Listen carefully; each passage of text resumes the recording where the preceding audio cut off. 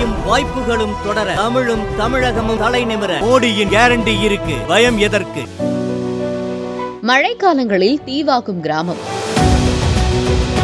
கண்டுகொள்ளாத அதிகாரிகள்,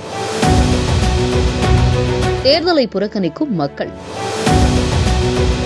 தூத்துக்குடி மாவட்டம் கோவில்பட்டி அருகே உள்ள கிராமம் ஒன்றில் ஒட்டுமொத்த மக்களும் நாடாளுமன்ற தேர்தலை புறக்கணிக்கப் போவதாக அறிவித்துள்ளனர். எதற்காக தேர்தலை புறக்கணிக்கிறார்கள்? அவர்களது கோரிக்கை என்ன? பார்க்கலாம் இந்த தொகுப்பில்.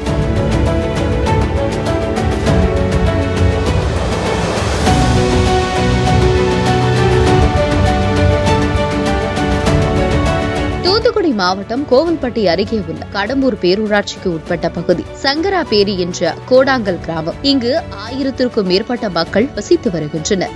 கடந்த 5 ஆண்டுகளுக்கு முன்பு இந்த கிராமத்தில் ரயில்வே சுரங்க பாலம் அமைக்கப்பட்டது. தங்களுக்கு இந்த பாலம் தேவையில்லை, மாற்றுப்பாதை அமைத்து தர வேண்டும் என்று அப்போது அந்த கிராம மக்கள் கோரிக்கை வைத்தனர். அதை பொருட்படுத்தாமல் கண்மாய் அருகே ரயில்வே சுரங்க பாலம் அமைக்கப்பட்டது. இதனால் ஒவ்வொரு மழையின் போதும் ரயில்வே சுரங்க பாலத்தில் மழைநீர் தேங்கி பல மாதங்கள் கிராம மக்கள் அந்த பகுதியை விட்டு வெளிவர முடியாத சூழ்நிலைக்கு தள்ளப்படுவதாக கூறப்படுகிறது.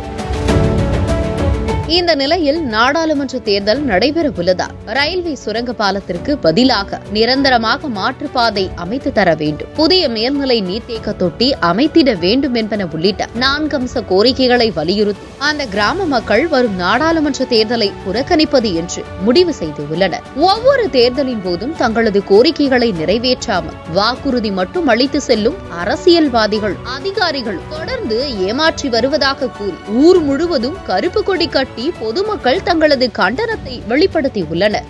மழை காலங்களில் ரயில்வே சுரங்க பாலத்தில் தண்ணீர் தேங்கி கிராமமே தீவு போல மாறிவிடுவதால் குழந்தைகள் பள்ளிக்கு செல்ல முடியாமலும், கர்ப்பிணி பெண்கள், முதியவர்கள் சிகிச்சைக்கு செல்ல முடியாமலும் அவதிப்படுவதாக அப்பகுதி மக்கள் குற்றம் சாட்டுகின்றனர். மழை பெஞ்சாச்சுன்னா ஒரு 6 மாசம் இங்க தனி தீவாயிருது. நாங்க படுற கஷ்டம், ஸ்கூலுக்கு பிள்ளைங்க போக முடியல, வயதானவங்க, நோயாளிகள் எதுவுமே போக முடியல.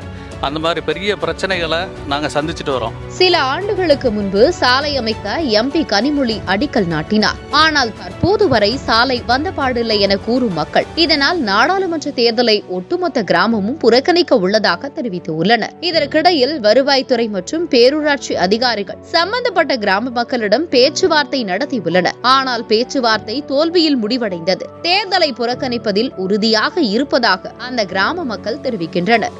கோரிக்கை இந்த எலெக்ஷன்ல எங்களை செஞ்சு தர வைக்க நாங்கள் மொத்தமாக தேர்தலை புறக்கணிக்கணும்னு முடிவு பண்ணியிருக்கோம்.